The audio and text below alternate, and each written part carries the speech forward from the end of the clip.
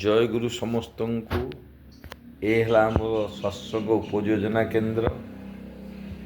ଠାକୁରଙ୍କ ବିଗ୍ରହ ପରମ ପ୍ରେମମୟ ଶ୍ରୀ ଶ୍ରୀ ଠାକୁର ଅନୁକୂଳ ଚନ୍ଦ୍ର, ଜଗଜ୍ଜନନୀ ଶ୍ରୀ ଶ୍ରୀ ବଡ଼ମା, ପରମ ପୂଜ୍ୟପାଦ ଯୁଗାଚାର୍ଯ୍ୟ ଶ୍ରୀ ଶ୍ରୀ ବଡ଼ଦା, ପରମ ପୂଜ୍ୟପାଦ ଶ୍ରୀ ଶ୍ରୀ ଆଚାର୍ଯ୍ୟ ଦେବ, ଇଷ୍ଟ ପରିବାର ପ୍ରତି ପ୍ରତ୍ୟେକଙ୍କ ଚରଣରେ ଅନନ୍ତ କୋଟି ପ୍ରଣାମ ଜଣାଏ। ଏହି ସତ୍ସଙ୍ଗ ଆମର ଉପଯୋଜନା କେନ୍ଦ୍ରରେ ପ୍ରତ୍ୟେକ ସଂକ୍ରାନ୍ତି ମାସର ପ୍ରତ୍ୟେକ ସଂକ୍ରାନ୍ତି ଦିନ ଆମର ଏଠାରେ ସତ୍ସଙ୍ଗ ହୁଏ। ଭାଇମାନେ ବି ମଧ୍ୟ 50 ଜଣ ଗୁରୁ ଭାଇ ବସିବାକୁ ଆମର ଯାହା ହଉ ଠାକୁରଙ୍କ ଦୟାରୁ ଏ ଗୃହଟି ମିଳିଛି ହୋଇଛି।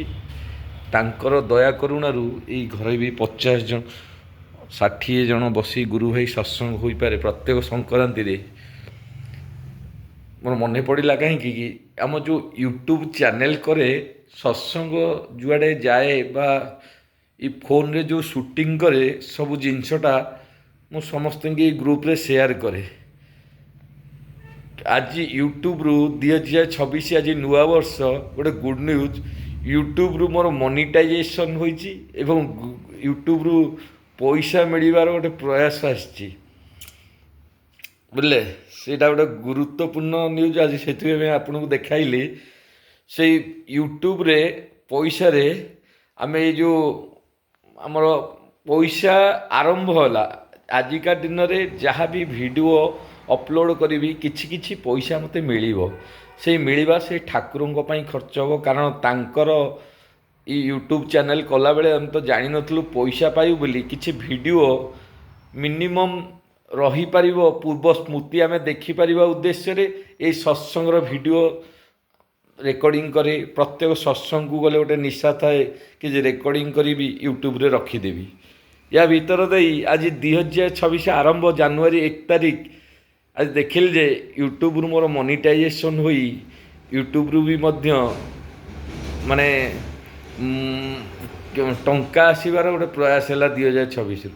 ତେଣୁ ଆପଣମାନଙ୍କ ଏଇ ଭଲ ପାଇବା ଏଇ ଚ୍ୟାନେଲ୍ ଆମର ସତ୍ସଙ୍ଗ ଲାଇଫ୍, ସତସଙ୍ଗ ଜୀବନ, ଏଇ ଜୀବନର ଉଦ୍ଦେଶ୍ୟ ମଣିଷ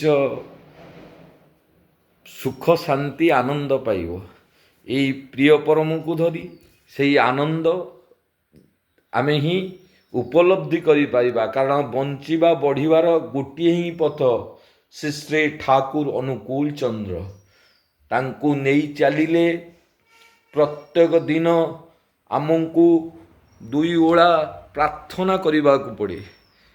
ଏଇ 2 ଓଳା ପ୍ରାର୍ଥନା ଯେଉଁ ଅବସ୍ଥାରେ ବା ଯେଉଁଠି ଥାଉ ଆମେ କରିଚାଲିଲେ ଆମର ଗୋଟେ ପ୍ରୟାସତା ରହେ। ସେଇ ଭିତର ଦେଇ ଆମକୁ ଗୋଟେ ଆନନ୍ଦ ମିଳେ। ଆଉ ପ୍ରତ୍ୟେକ ଦିନ ଏଇ ଗୁରୁଜନମାନଙ୍କୁ ପ୍ରଣାମ କରିବା ସିଏ ଗୋଟେ ସତ୍ସଙ୍ଗର ବିଧାନ ନିୟମ ଥାଏ। ଏଇ ଭିତର ଦେଇ ଏଇ ମଣିଷ ତିଆରି ହୁଏ। ଅନେକ ସମୟ ଅଛି ମଣିଷ ସତ୍ସଙ୍ଗର ଭାବଧାରାକୁ ବୁଝିପାରେ ନା ଓ ଅନେକ ଲୋକ ଯୁକ୍ତି ମାଧ୍ୟମରେ ନିଅନ୍ତି ଏଇ ଜଗନ୍ନାଥ ଧାମରେ ଶ୍ରୀ ଗୁରୁଙ୍କର ପ୍ରୟୋଜନଟା କେତେ ଦୂର ଆବଶ୍ୟକ। ଦେଖନ୍ତୁ, ଜଗନ୍ନାଥ ଅଛନ୍ତି ସତ୍ୟ। ଠାକୁରଙ୍କର ଗୋଟେ ବାଣୀ ଅଛି, ଜୀବନନାଥଙ୍କୁ ହେଳାରେ ଠେଲି ଜଗନ୍ନାଥଙ୍କୁ ଦେଖିଗଲୁ। ଜୀବନନାଥ ଯେ ଜଗନ୍ନାଥ ଅହଙ୍କାରରେ ବୁଝି ନ ପାରିଲୁ। ତାର ଭାବ ହେଲା ଏଇ ଜଗନ୍ନାଥଙ୍କୁ ଆମେ ଛାଡ଼ିନୁ। ଭାଇମାନେ ଯେଉଁ କହୁଛନ୍ତି ସେଇ ଜଗନ୍ନାଥଙ୍କୁ ପ୍ରୀତି ଭଲ ପାଇବା ଆମର ଆଉ ବଢ଼ିଯାଇଛି। ଆମେ ଆଉ ତାଙ୍କୁ ସ୍ୱଚ୍ଛରେ ରଖିପାରୁଛୁ। ଏଇ ଶ୍ରୀ ଠାକୁରଙ୍କ ଅନୁଗାମନ ଯେଉଁମାନେ ଏଇ ବୃତ୍ତି ପ୍ରବୃତ୍ତି ଆମକୁ ନେଇ ଯେଉଁ ଚାଲିବାକୁ ପଡ଼େ, ଏଇ ବୃତ୍ତିର ଯେତେ ପ୍ରକାର ଖରାପ ବୃତ୍ତି ଅଛି ଆମ ଭିତରେ ସେଇଟା ଜାଗି ଉଠେ, ସଜାଗ ହୋଇଯାଏ। ତେଣୁ ସାଧୁକୁ ସାବଧାନ କୁହାଯାଇଛି, ଅସାଧୁକୁ ସାବଧାନ କି? ତେଣୁ ସାଧୁ ସାବଧାନ। ସାଧୁ ମାନେ ସାଧୁ ଲୋକଟିଏ ଆମ ଗାଁରେ ଗୋଟେ ମଦ୍ୟପ ଲୋକ ମଦ ପିଇ ରାସ୍ତାରେ ବୁଲିବା କିମ୍ବା ଆମେ ଗୋଟେ ସତ୍ସଙ୍ଗ ଗୁରୁ ଭାଇ ଆମେ ଯଦି ଆଜି ମଦ୍ୟପ କି କୌଣସି ନିଶାଗ୍ରସ୍ତ ହୋଇ ରାସ୍ତାରେ ବୁଲୁ, ଲୋକ କହୁଛନ୍ତି ଜୟ ଗୁରୁ ସତ୍ସଙ୍ଗ ତମେ ଏଇ କଥା କଲ। କିନ୍ତୁ ଯଦି ମଦ୍ୟପଟେ ଖାଏ ତାକୁ ହିଁ କିଛି କୁହନ୍ତିନି, କାରଣ ତାର ସବୁଦିନ ହିଁ ଏହା ନିଶା ଥାଏ।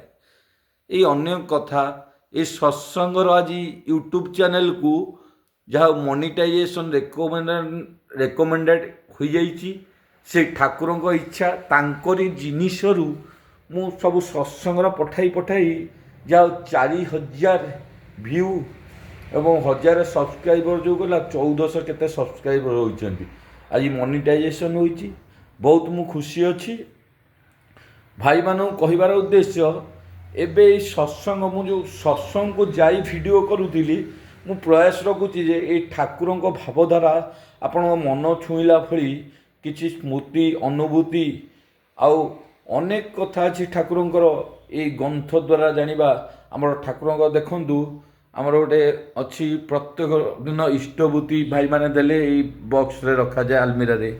ଏଠି ଗୋଟେ ଆଲମିରା ଅଛି, କିଛି ଗ୍ରନ୍ଥ ଅଛି, ଠାକୁରଙ୍କ ଗ୍ରନ୍ଥ ପଢ଼ିବା। ଏଠି ଠାକୁରଙ୍କ ବିଗ୍ରହ କିଛି ଅଛି ଏ ଆଲମିରାରେ। ଏଇ ଠାକୁରଙ୍କ ଆଲୋଚନା, ଆଦର୍ଶ ବିନାୟକ ଆଲୋଚନା ପ୍ରସଙ୍ଗ, ଠାକୁର ଅନୁକୂଳ ଚନ୍ଦ୍ର ଆଲୋଚନା, ଇଷ୍ଟ ପ୍ରସଙ୍ଗ, ସଦ୍ବିଧାୟନା, ଏସବୁ ଗ୍ରନ୍ଥ ଅଛି ମାନେ ପଢ଼ିବା। ଏଇ ଉପଯୋଜନା କେନ୍ଦ୍ର ଉଦ୍ଦେଶ୍ୟ ଏଇ ମଣିଷ ତିଆରି କେନ୍ଦ୍ର ଠାରୁ ଆହୁରି। ଏଠି ଦେଖନ୍ତୁ ଗୋଟେ ପୁରୀ ଠାକୁରବାଡ଼ିର ବିଗ୍ରହ। ପୁରୀ ଠାକୁରବାଡ଼ି ସମସ୍ତଙ୍କୁ ନିମନ୍ତ୍ରଣ। 11 ତାରିଖ ରବିବାର ପଡ଼ୁଛି, ଜାନୁଆରୀ 11। ଏ ପୁରୀ ଠାକୁରବାଡ଼ିରେ ଉତ୍ସବ ତାଳବଣିଆରେ ହେଉଛି। ତା ପୂର୍ବ ଦିନ ମଧ୍ୟ ଆପଣ ଯାଇପାରିବେ। ଅନେକ 10,000 ଗୁରୁ ଭାଇଙ୍କ ପାଇଁ ଆନନ୍ଦ ବଜାର ମଧ୍ୟ ବ୍ୟବସ୍ଥା ହୋଇଛି ତା ପୂର୍ବ ଦିନ। ଆଉ 11 ତାରିଖ ଦିନ ଉତ୍କଳ ଆଗମନୀ ଉତ୍ସବ। ଠାକୁରଙ୍କର ଏଇ ଉତ୍କଳ ଆଗମନୀ ଆମର ଶ୍ରୀ ଦାଦା ଥିଲାବେଳେ ତା ନାମ ଦେଇଥିଲେ, ଏଇଟା ଗୋଟେ ରାଜ୍ୟସ୍ତରୀୟ ଉତ୍ସବ। ତେଣୁ ଏଇଟା ପୁରୀ ଠାକୁରବାଡ଼ିର ଗୋଟେ ବିଗ୍ରହ ଆମ ଉପଯୋଜନା କେନ୍ଦ୍ରରେ ଅଛି। ଆଉ ଏଇଠି ଦେଖନ୍ତୁ ଠାକୁରଙ୍କର କିଛି ବାଣୀ ଅଛି। ଏଇଠି ସାକ୍ଷୀପାଳ ସତ୍ସଙ୍ଗ କେନ୍ଦ୍ର ଅଛି। ସାକ୍ଷୀପାଳ କେନ୍ଦ୍ର 25 ତାରିଖ ଦିନ ହେଉଛି। ଆପଣମାନେ ସମସ୍ତଙ୍କ ଦୂରରୁ 25 ତାରିଖରେ ଆସିବେ। ଏଇ ଜାନୁଆରୀ 25 ତାରିଖ ଦିନ ସାକ୍ଷୀପାଳ ଉତ୍କଳ ଆଗମନୀ ସ୍ମୃତି ମହୋତ୍ସବ ଉତ୍ସବ। ସେଇ ସାକ୍ଷୀପାଳର ସ୍ମୃତି, ସେ ଠାକୁର ପୁରୀରୁ ଚାଲି ଚାଲି ସାକ୍ଷୀପାଳ ଆସିଥିଲେ, ତାଙ୍କର ବି ସେଇ ଉତ୍କଳ ଆଗମନୀ ସ୍ମୃତି ମହୋତ୍ସବ ମଧ୍ୟ 25 ତାରିଖରେ ପାଳନ କରାଯାଉଛି। ତେଣୁ ଏଇ ଆମର ୟୁଟ୍ୟୁବ୍ ଚ୍ୟାନେଲରେ ଆଜି ଯେଉଁ ଭାଇମାନଙ୍କୁ ଏଇ ଜିନିଷ ଭାବଧାରା ଦେଖାଇଛି, ଆଉ ଏଇ ଗୁରୁର ଆବଶ୍ୟକତା, ଏଇ ବିଷୟ ନେଇ ଆଲୋଚନା ଆଗକୁ ରହିବ। ଆପଣମାନଙ୍କ ଭଲ ପାଇବା ଏଇ ମୋର ଏଇ ୟୁଟ୍ୟୁବ୍ ଚ୍ୟାନେଲକୁ ଯେପରି ଆହୁରି ଅଗ୍ରସର କରୁ, ଠାକୁରଙ୍କ ପ୍ରତି ମୋର ପ୍ରୀତି, ଭଲ ପାଇବା ଓ ତାଙ୍କର ସାନ୍ନିଧ୍ୟ ଲାଭ କରିବା, ତାଙ୍କ ପରିବାରର ଆଚାର୍ଯ୍ୟ ପରମ୍ପରା ସହିତ ଯୁକ୍ତ ହୋଇ ଚାଲିବା, ତାଙ୍କର ନିଜର ମନ ଏବଂ ପ୍ରାଣ ଦେଇ ନିଜକୁ ତାଙ୍କୁ ଭଲ ପାଇବା। ଏଇ ଡିପି ୱାର୍କର ଯେଉଁ ଆହ୍ୱାନ ଆସିଛି, ଆଜି ଆଚାର୍ଯ୍ୟଦେବ ଅବିନ୍ଦା ଯେଉଁ ଡିପି ୱାର୍କ ଆହ୍ୱାନ ଦେଇଛନ୍ତି, ସେଇ ଡିପି ୱାର୍କର କାର୍ଯ୍ୟରେ କେତେ ଯେ ଆନନ୍ଦ ମିଳେ, ଭାଇମାନେ ସମସ୍ତେ କିଛି କିଛି କାମ କରି ଉପଲବ୍ଧି କରିପାରିଥିବେ। ଆମେ ଯାହାକୁ ଭାବୁନା ଏ କାମଟି ଆମ ପକ୍ଷେ ଟେନସନ୍ ହେବ, କିନ୍ତୁ ଦେଖନ୍ତୁ ଅନେକ ଗୁରୁ ଭାଇମାନଙ୍କୁ ଘରକୁ ଗଲା ପରେ କେତେ ଯେ ସମ୍ମାନ ମିଳେ। ଦିନେ ନା ଦିନେ ସେ ଆମକୁ ପଚାରନ୍ତିନି, ନାଇଁ କିଛି କରନ୍ତିନି, କୁହନ୍ତିନି, କିନ୍ତୁ ଗଲା ପରେ ଭାଇନା ବସ, ହଉ ଭୁଲି ଯାଇଥିଲୁ, କରିବା। ଏଇ ଭିତର ଦେଇ ଆମେ ଯେ କେତେ ଗୁରୁ ଭାଇ ସାନ୍ନିଧ୍ୟରେ ଆସୁଛୁ। ମୋର ଲକ୍ଷ୍ୟ ଅଛି ଏଇ ଠାକୁରଙ୍କୁ ଧରି ଏଇ ରୂପ ଉପଯୋଜନା କେନ୍ଦ୍ରରେ ଆମର ଯୁବ ଶକ୍ତି 50ରୁ ଅଧିକ ଏଇ ଯୁବ ଶକ୍ତିକୁ ନେଇ ଆମେ ଉପଯୋଜନା କେନ୍ଦ୍ର କରିବୁ। ଆଉ ମାଆ ମାନେ ମଧ୍ୟ 50 ଜଣ ଥିବେ, 100 ଜଣ ଆମର ଆକ୍ଟିଭ ଗୁରୁ ଭାଇ ଯିଏକି ଠାକୁରଙ୍କ ଇଷ୍ଟଭୂତି ପ୍ରତି ମାସରେ ଦେଉଥିବେ। ତା ଭିତରୁ ବି 8-10 ଜଣ ଗୁରୁ ଭାଇ ସ୍ୱସ୍ତହିନୀ ବାହାର କରିବୁ, ଏହାର ଆମର ପ୍ରୟାସ ରହିଛି।